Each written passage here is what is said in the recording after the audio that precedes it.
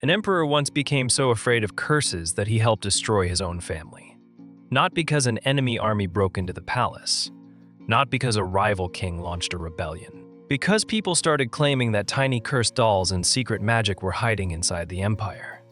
This was Emperor Wu of Han, one of the most powerful emperors in Chinese history. A man who expanded the empire, fought huge wars, strengthened the state, and left a giant mark on China. And near the end of his life, fear started eating his court from the inside. The panic was called the Witchcraft disaster, or, in Chinese history, the disaster of witchcraft and curses. It sounds like the plot of a very dramatic palace cartoon. Someone says a curse has been buried. Someone else says a doll was found. Officials start searching houses. Servants start accusing masters. Enemies start using fear as a weapon. The emperor gets angrier. The palace gets quieter. And suddenly, the question is no longer, did someone actually use magic? The question becomes, who can survive the accusation? That is what makes this story so scary. A curse does not need to be real to destroy people. It only needs a powerful person to believe it might be real. And Emperor Wu had power. A lot of power. To understand the disaster, we need to understand the emperor first. Emperor Wu of Han ruled for more than 50 years. That is a very long time to be emperor. Long enough to win glory. Long enough to exhaust people. Long enough to become suspicious of almost everyone. Early in his reign, he was energetic and ambitious. He wanted a stronger empire. He fought the Xiongnu, powerful nomads on the northern frontier. He sent armies far away. He opened routes toward Central Asia. He supported officials, policies, rituals, and big projects. His reign helped shape the Han Dynasty into one of the great names in Chinese history. But greatness has a bill. Wars cost money. Armies cost grain. Expansion costs lives. The state grew stronger, but the pressure also grew heavier. By the time Emperor Wu was old, the empire had been living under his ambition for decades. And old rulers can become dangerous in a special way. They remember betrayal. They fear death. They do not trust easily. They have punished people before, so everyone around them knows punishment is possible. The court becomes a room full of people smiling carefully.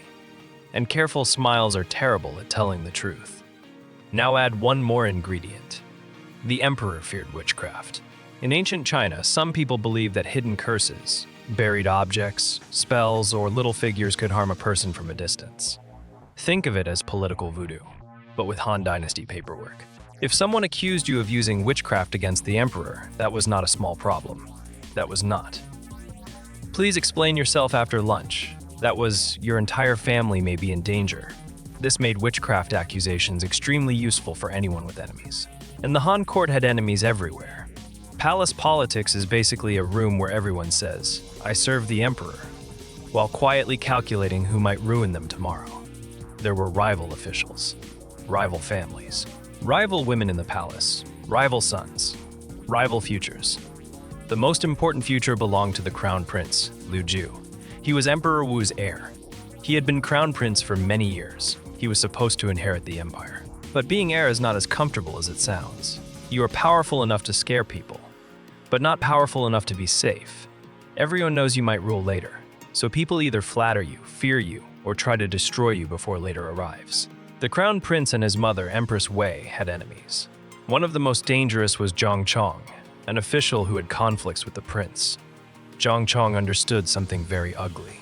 If the emperor already fears curses, then finding curses becomes a path to power. So investigations began. People searched for buried objects. They looked for cursed dolls. They dug into homes. They accused people of using magic against the emperor. The fear spread. Imagine the scene as a cartoon. Officials with shovels, servants pointing nervously. Teeny dolls being held up like evidence. Everyone looking at everyone else with the expression of someone thinking, please do not accuse me next. It would be funny if it did not end in death. The searches eventually moved toward the crown prince. That was the moment the panic became a family disaster.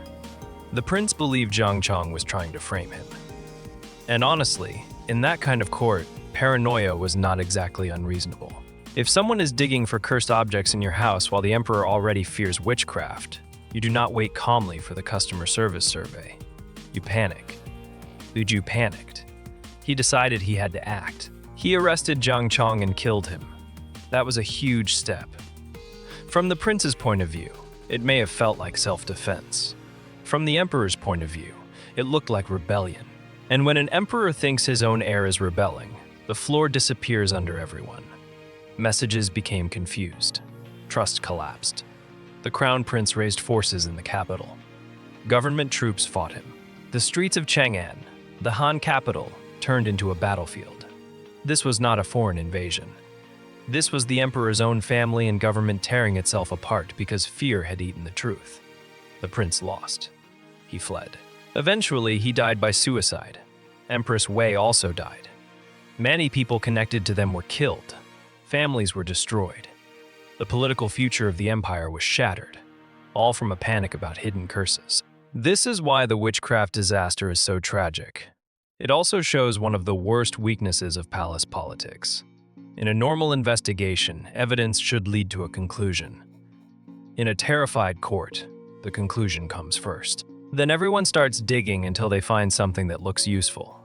A doll under the floor, a strange object in a room, a servant's nervous confession, a rumor that sounds exactly like what the emperor already fears.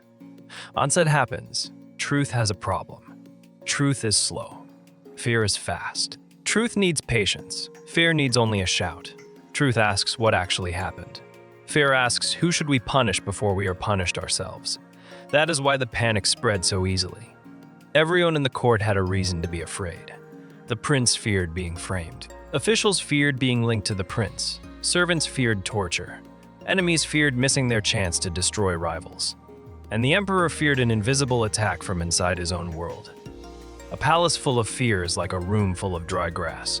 One accusation is enough to set it on fire. The tragedy of Lu Ju is that he was trapped between two impossible choices.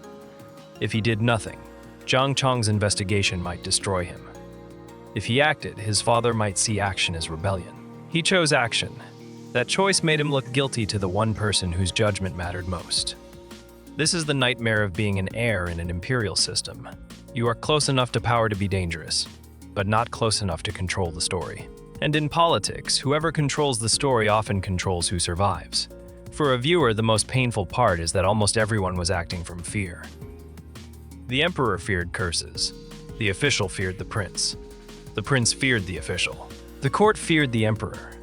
The result was not one clean villain pressing one big red disaster button. It was a whole system pressing smaller buttons until the palace exploded. It was not just one bad accusation. It was a system of fear working exactly as fear works. First, the ruler becomes suspicious. Then, officials learn what the ruler fears. Then, ambitious people feed that fear. Then, evidence becomes flexible. Then silence becomes survival. Then innocent people look guilty because everyone is too afraid to tell the truth. Finally, the panic becomes bigger than the facts. At that point, it does not matter whether the curse was real. The fear is real. The executions are real. The dead prince is real. The broken family is real. Emperor Wu eventually realized that things had gone terribly wrong. Later, he regretted the disaster. He punished some of the people involved. He built a platform of remorse. That is a very dramatic historical detail. The emperor who had ruled with enormous power now had to face the fact that his own fear helped kill his son. But regret is not a time machine. You cannot apologize a dead heir back into the palace. You cannot rebuild a family with a memorial. You cannot unpanic an empire. That is the hard lesson of this story. Power makes fear dangerous. Everyone gets scared. But when a normal person gets scared, maybe they make a bad decision at home. When an emperor gets scared, officials move, prisons open, families fall, and history changes direction. The witchcraft disaster also shows how accusations can become weapons. A charge does not need to be logical if it matches the fear of the powerful. If the emperor fears curses, then curses become useful. If the emperor fears rebellion, then rebellion becomes a useful accusation. If the emperor fears betrayal, then every enemy can be painted as a traitor. That is how courts become dangerous. Not because everyone believes the lie, but because everyone understands the lie can still kill. For a cartoon history channel, this story almost draws itself. An old emperor surrounded by scary rumor clouds. Officials holding tiny cursed dolls. A nervous crown prince watching people dig through his palace. A capital city turning into chaos because nobody trusts the truth anymore. It is absurd. It is dramatic. It is also deeply sad. Because at the center was a father and a son. Not just an emperor and an heir. A father and a son trapped inside a machine of suspicion. The father feared hidden enemies. The son feared being framed. The officials feared being punished. Everyone feared something. And when everyone in a government is afraid, fear becomes the ruler. Emperor Wu wanted to protect himself from invisible harm. Instead, he created visible disaster. He feared a curse, but the real curse was suspicion. It spread through the palace. It infected officials. It turned evidence into theater. It turned family into enemy. It turned a powerful dynasty's future into a tragedy.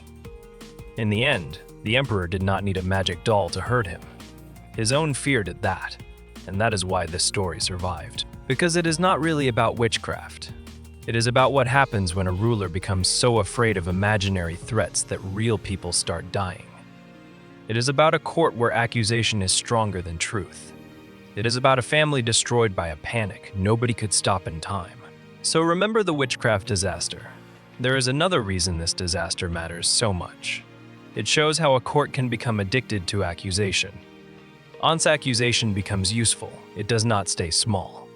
People learn that the fastest way to protect themselves is to point at someone else. The fastest way to look loyal is to sound more afraid than everyone around you. That is how panic becomes a political tool. It rewards the loudest warning, not the truest one.